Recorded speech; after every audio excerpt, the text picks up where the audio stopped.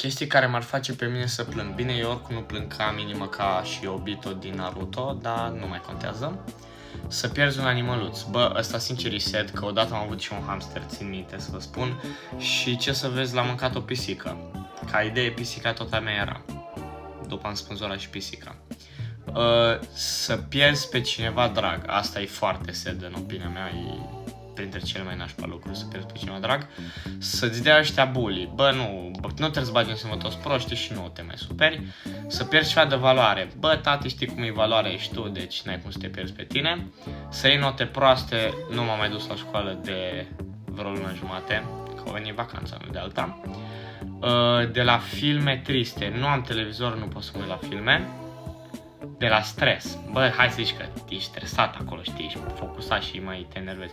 De la o muzică, o melodie tristă. Bă, iarăși nu am căști, nu am la ce să ascult muzică. De la o despărțire, da, să mai zici că plângi. Dar după să trece și să te lovești. Bă, eu nu, că eu sunt făcut din adamantium, din titan și nu prea mă doare.